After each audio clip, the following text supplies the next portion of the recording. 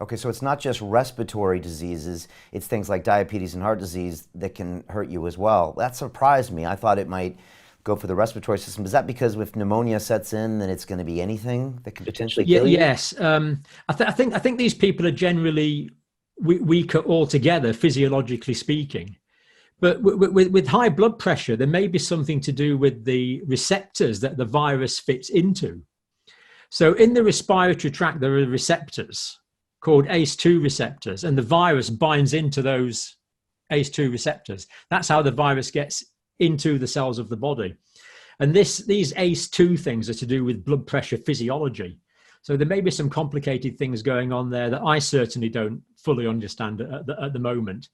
But for example, if someone has heart disease, especially if they have congestive heart disease, the blood's not going through the heart as well as it did. That means there's a backlog of the blood. There can be a backlog of the blood into the lungs, and that can increase the amount of fluid that accumulates in the lungs. That's called Okay. pulmonary edema, and that can contribute towards things like pneumonia. So it's whole system physiology, really, whole body physiology. And likewise with diabetes, it depends how well probably the diabetes is controlled. So if the diabetes is poorly controlled, the sugars in the blood will rise. That means the sugars in the tissue fluids also rise.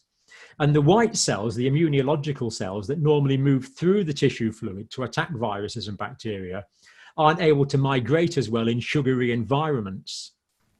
Wow. So what we're seeing is that all these diseases will increase the risk of, not so much the risk of contracting the disease in the first place, but the risk of getting severe or critical disease as a response to the virus, as the body fails to physiologically combat the virus. But no one has yet picked apart whether it is intrinsically these things or whether it's the increasing age. But we do Okay, know that the understood. two are going together. So at the moment, I think I would have to conclude that comorbidities increase the risk of severe and critical disease, and age increases the risk of severe and critical disease. And someone who is old and has comorbidities, it would be reasonable to assume, has a much greater risk of serious disease and comorbid and critical disease. Now, I know you said to anybody who's smoking out there to stop smoking. And we're also seeing potentially that obesity is not going to help this as well. And maybe A, you could talk about that, but B, I mean, if you actually started controlling your diet, do you think that's would actually give yourself a chance of avoiding this disease? And we know, and for my country in America, I mean, it's a massive problem. You know, you have 40% of the population that's obese. I mean, this could really make a factor in taking a lot of lives. Yeah, let's take those two in turn. Should we take smoking first? Yes, please. So in China, the case fatality rate was significantly higher in men than in women. Like how much? 70%? Yeah, probably getting on for twice as many men as women died, roughly. I can't give you an exact figure, but it's Okay. kind I of think I saw the numbers you ran recently. yeah, It was it's a like significant 70% male, difference. It was I 30% think in the female. UK it was like 1.8 versus 3.4 Okay. case fatality rate. So it's probably getting on for double the amount of Wow. men, roughly. So initially we thought that there might be a lot of problems in China because there's a lot of atmospheric pollution in China. But it's reasonable to assume that will probably affect men and women roughly in a similar way.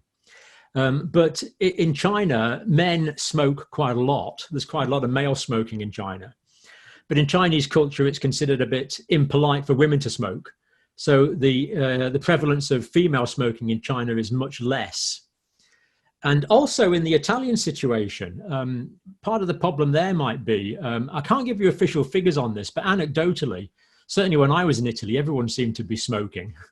And I've had emails from quite a few people in Italy saying that smoking is pretty prevalent in Italy. And again, I think it probably is more prevalent in men than women. In my country, historically, smoking has been more common in men than women, although that's probably not the case now. So physiologically, it makes perfect sense because smoking, and I think this applies to cannabis smoke, wood smoke, cigarette smoke, any sort of smoke, the cilia that normally waft up the mucus from the lungs are inhibited by the smoke. So if the cilia aren't as motile, then the mucus is going to accumulate in the lung fields. And that's going to reduce the clearance of the virus, which means the virus has got more time to hang around in the lower respiratory tract, making it more likely the virus is going to infect these susceptible cells in the lower respiratory tract with the ACE2 receptors. So there's no real question in my mind that smoking is a risk factor for all respiratory disease. I mean, you don't have to be anything. Everyone knows that, really. And right. specifically for this virus, though, it does seem to be a particular risk factor.